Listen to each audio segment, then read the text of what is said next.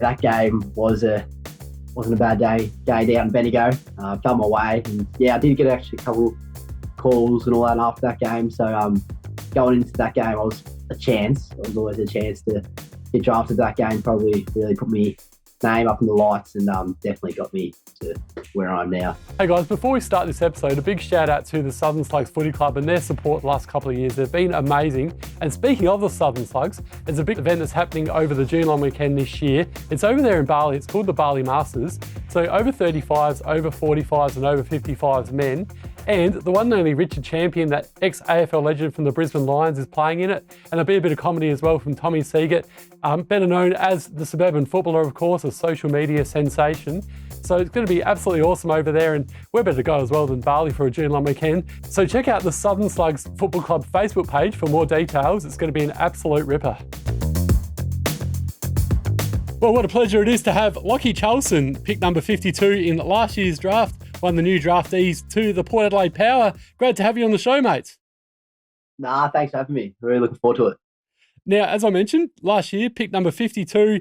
What was your reaction like when your name got called out? And did you have an inkling that you were going to go to Port, or was there some other clubs that sort of sniffed around as well there, Lachie? Yeah, so I did have an inkling that Port were definitely on the table. I did only meet with them, 4-5 days before the draft. So they came over and had a good chat with them.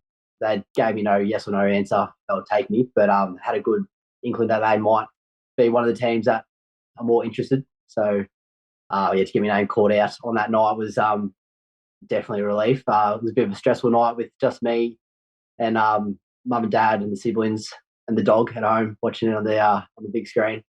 But that was an unreal night and something I won't forget for a long time. I can imagine the phone would have been going absolutely nuts that night after you got drafted. Yeah, it was. I didn't do too much on the phone that night, actually. I was just kind of, tell the boys to come over and then the family to come over. And then I kind of put the phone down and had a couple odd phone calls now and then. But the old man, he didn't get off the phone all night. He had all his mates calling him and that. So he was probably more glued to his phone than I was that night. And your good mate Tom as well, you can pronounce his surname for us because I'm not going to bother trying that. He got drafted to Port. It's a bit of a tricky one. I'm not even all over it yet, but Anastasopoulos. Anastasopoulos, there you go. I'm glad you did it first. So. I might be a bit wrong there, but it's difficult now. Well, he got drafted to Port as well, a good mate of yours. What's it like having Tom at the club? And, I'm no doubt both would have been absolutely rapt for each other to both get drafted at the same time. Yeah, definitely. So I met Tom early in the year going through the big country ranks, trying out for the team there, as we're both small forwards. So we spent a bit of time together. We slept in the same compartment and all that every game before big country and that. So I got to meet him early in the year and got the Snapchat and all that and kept in contact all year. So never knew that he would be now living together over in Adelaide. But no, it makes it a lot easier with someone that I really trust and know well to move over out of home, and him being here makes it a lot easier and makes me feel more at home. So it's great. And Ballarat boy growing up, and you played your footy in recent times with the GWV Rebels. That's where you got picked up from. Talk about last year, because you kicked 8 goals in a game. Do you feel as though that was a game where you thought maybe, did you have a few clubs contact you after that particular game and think, maybe I'm a chance here to get drafted? Yeah, so that was a good day, that. So, yeah, I did play my footy at the GWV Rebels back. It's located in Ballarat, but has Horsham, Warrnambool, and many other towns around that side of Victoria. But, yeah, that game wasn't a bad day going down in Bendigo. Felt my way. And, yeah, I did get actually a couple calls and all that after that game. So, going into that game, it was always a chance to get drafted. That game probably really put me name up in the lights and definitely got me to where I am now. So happy I rocked up that day. So it was good. And we're talking off air before as well. Quite hilarious. Now, Ken Hinkley rang you and you actually didn't know who he was. Is that true? Yeah, so I'll say about 10 minutes after my name got called out that night, one of the few phone calls, one of the many I got that night, one of the few I actually picked up that night. It was Ken, and Ken was on the other side of the line, and he just congratulated me on getting picked up. And it was a blank number, obviously, because I didn't have Ken's contacting me phone. So I was like, sorry, who is this? Sorry. And he goes, it's, I've got a pretty recognisable voice. And I'm like, oh, I kind of know who his voice is, but I don't want to say, just be, I don't know. But then he goes, the coach of Port Adelaide.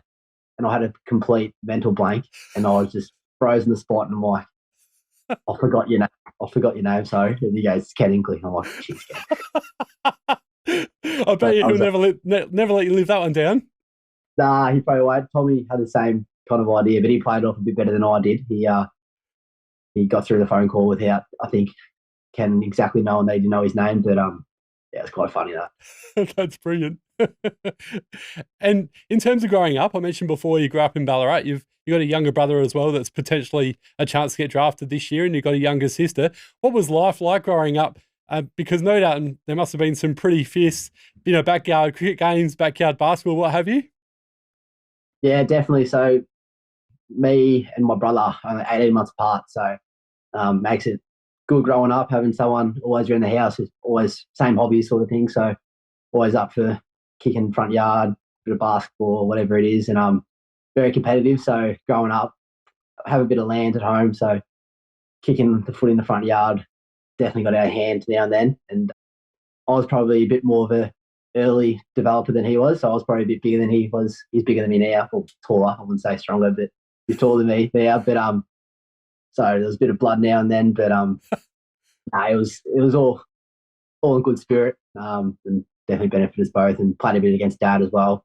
But he's got a bit of a crook back, so if he tried to play against us now, he would get torn to shreds, I reckon. So I was going to ask you where the influence came from with your footy. Where did that first start, and was it your dad, or was it someone else that got you into it? No, it was definitely my dad. So my dad, he had a bit of an early career, a couple of injuries set him back, so he finished up early 20s, mid-20s, but he played footy all over the joint. So he played a bit in Horsham, back home, Ballarat, back out in the country, Creswick out there, and also actually played over in West Adelaide for, I don't know how long exactly, a couple of years, played out here. So he lived here for a while, so he knew a bit about Adelaide before I got here. So he's very happy that I'm here. And but he was definitely the main man that got me kicking the footy around, and he was the reason why I love footy so much. And where'd you play your juniors, Lachie?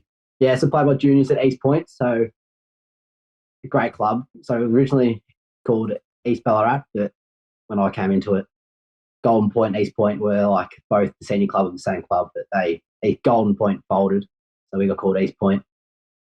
So played all my juniors from under nines on the cold Sunday mornings to Saturday arvos with the seniors. So yeah, I love that place to bits. They've done so much for me. Really looking forward to hopefully getting back there once or twice this year, and supporting all grades throughout the day. But yeah, East Point. So if anyone in the Ballarat regions listen to this, quick plug, go to East Point. So there you go. And it does get pretty cold in Ballarat, as we've heard many a time from the players that play over there, especially like the Adelaide Crows who go and play the Dogs and stuff and what have you in the middle of June. So you must be pretty well acclimatised to the cold weather that's going to be upon you coming, going forward with the footy seasons and what have you. Yeah, so it is very cold back home.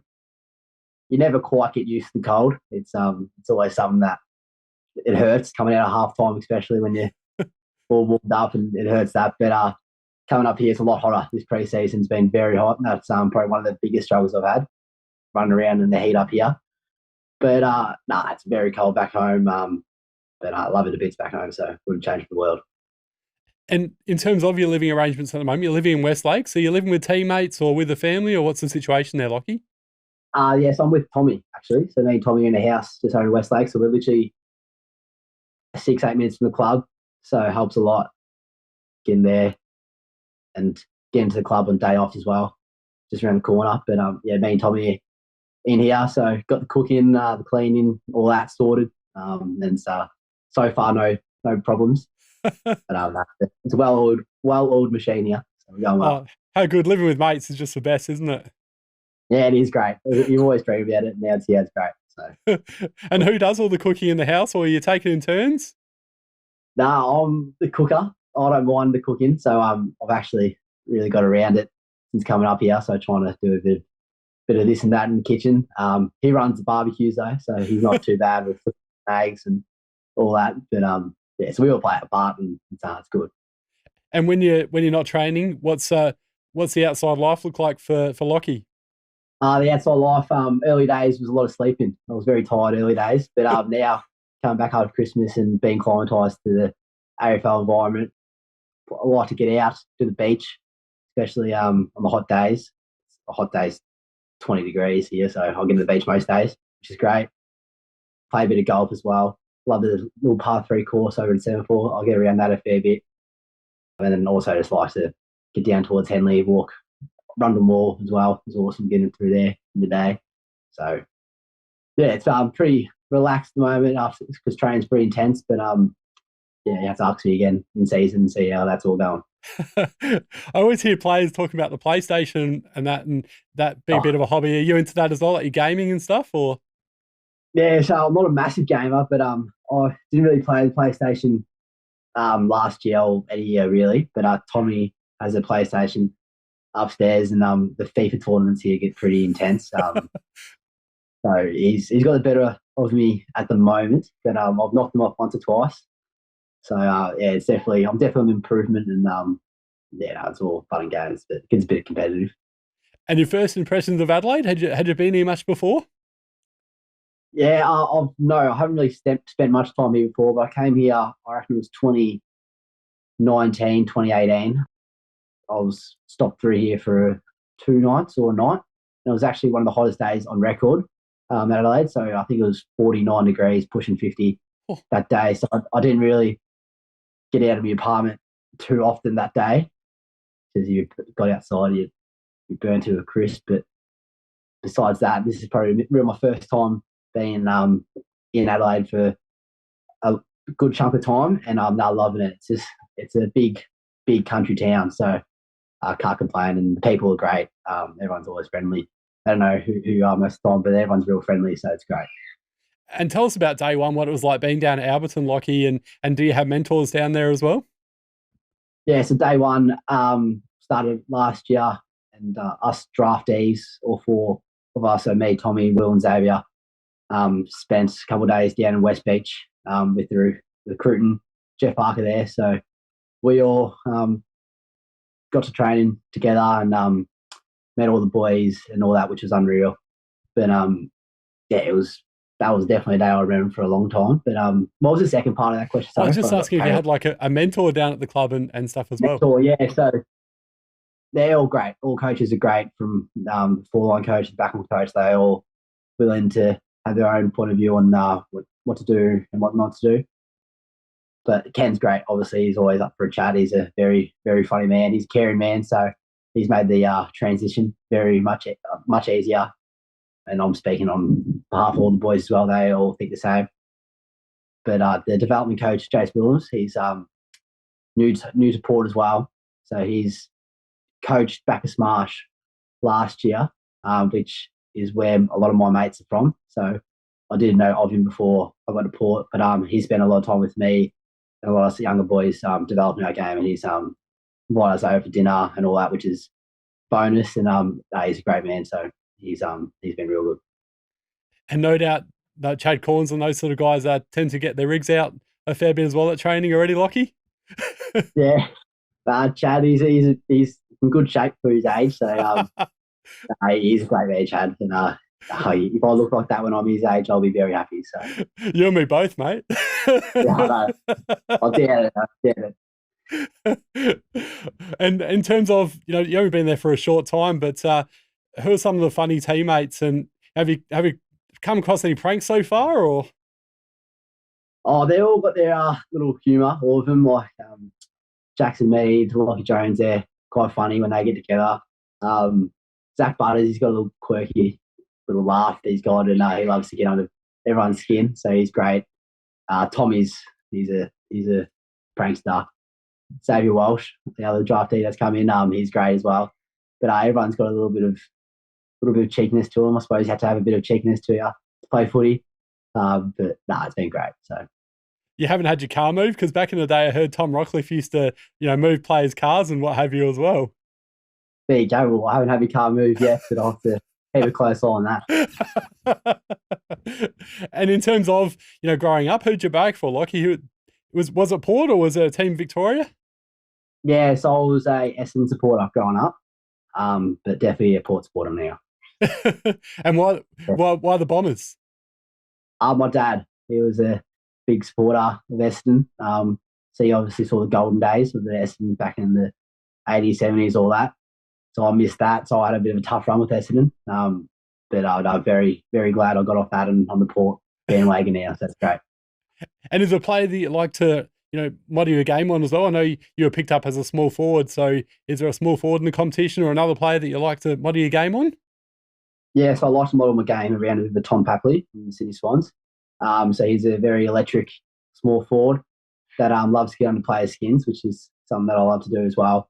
And he can also push into the midfield and make an impact there when needed. He might not be the biggest in size, but he definitely throws his everything at it in the midfield. And so I like to model myself. Around him, both down forward and on ball. And what about growing up, Locke, in terms of other sports? Did you play other sports as well as that, or was footy your main focus? Footy was always my main focus. Played a lot of basketball growing up. Nothing serious. Just with a bunch of mates back home. Loved doing that on a Monday or Friday night, whatever. Changed a lot Saturday mornings in the early days.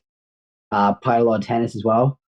Yeah, in Creswick at Mount Prospect there, in the grass court. So that was good fun, and had a couple of wins out there, a couple of single, double championships. So that was unreal. But yeah, they're probably two main sports. Played a bit of cricket, but I never was a massive cricketer, so I just didn't really make it past the Wednesday night cricket when you had 2 overs, and when those 2 overs are done, you're out. So that's really all I did with cricket. But played. I love all sports. I appreciate all sports. So, and you're obviously only a young lad, but is there any celebrities throughout your time that you've met and you've been starstruck, Lachie? Well, definitely coming to the club like with the Connor Rosé, Zach Butters, all those boys. That was a bit of a wow moment. But I was a huge fan of Sam Draper growing up, actually. He's a much different player to what I was. But I've actually got a girlfriend that lives back in Melbourne, and she has a place down in Sorrento, if you're familiar with that. Beautiful spot. Yeah, it's a nice spot, and a lot of AFL players get around there, and Draper is one of those players that get around there, and I'm always a bit toey when he gets around. So he's a great man. I've never met him, haven't talked to him, haven't had the courage to talk to him yet, but I'm always a massive fan of Draper. And are you heading over to Taylor Swift, or? No, I'm not. My sister's going to Taylor Swift, actually, so she'll love that, but I'm not going to Taylor Swift. You won't see me alive there. Not your style of music? Nah, I love a bit of love story at a party sort of thing, but I couldn't really. They couldn't pay me to go to that, to be honest. So, yeah. And just wanted to finish with Lachie.